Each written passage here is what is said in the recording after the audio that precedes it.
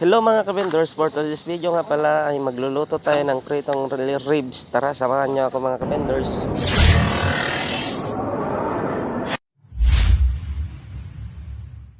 So yun mga ka-vendors, ay ito pala yung ribs ng baboy at imamarinate natin. Lalagyan natin ng oyster sauce, kalamansi, bawang at paminta mga ka-vendors at konting sarap-sarap, baka naman magic sarap.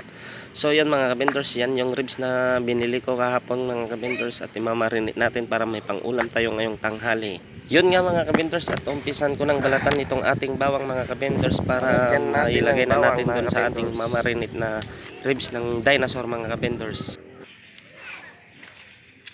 Lagyan natin ng bawang mga ka-vendors para may mapangpabanglo siya.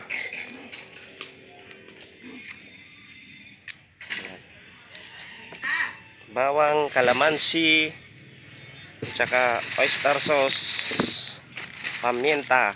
Mamarinate natin mga ka-vendors at ipiprito. A few moments later. So yan nga mga ka-vendors, at tapos ko nang hiwain ang ating mga ingredients at ilalagay na natin to para may marinate na natin mga ka-vendors. Let's go. Yan. Bawang. Lagyan natin ng sarap-sarap mga ka-vendors. Yan.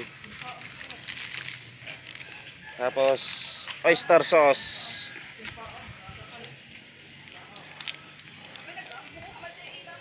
Yan.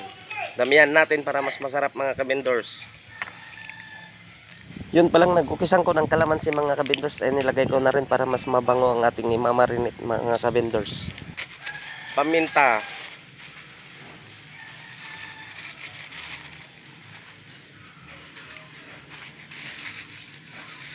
Tapos panghuli kalamansi.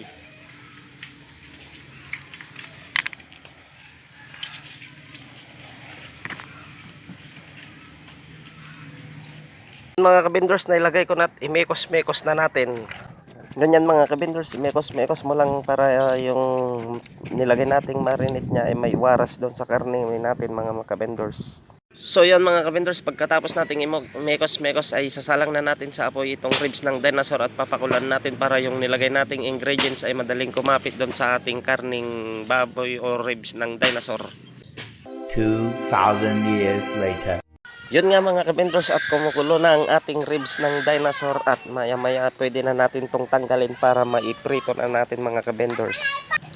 At yun nga mga ka-vendors, ay dinahon ko na at sinalang ko na yung palayok natin mga ka-vendors at pinainit ko, nilagyan ko na ng mantika mga ka-vendors para painitin natin yung mantika. Pagkatapos painitin ay lagay na natin tong ating ribs ng dinosaur mga ka-vendors. Yan, tamang lagay lang mga ka-vendors. At yun nga mga ka-vendors, habang nagluluto ako ay nagbabalsig muna ako ng aking pagsungrod kasi wala na akong pagsungrod mga ka-vendors dahil naibos na mga ka-vendors. Ito palang binabalsig ko mga ka-vendors ay binili ko dyan sa aming kapitbahay at pinalitan ko lang ng 2x2 ka-vendors para may pang shot daw siya mga ka-vendors. So yan mga ka-vendors, at naluto na ang ating ribs ng dinosaur mga ka-vendors at ito na ang naging resulta niya mga ka-vendors. Sobrang sarap mga ka-vendors. So mga ka-vendors, hanggang dito na lang tayo. Salamat. Don't forget to like and subscribe my YouTube channel. Pa-share na rin ng ating video mga ka-vendors. Bye bye.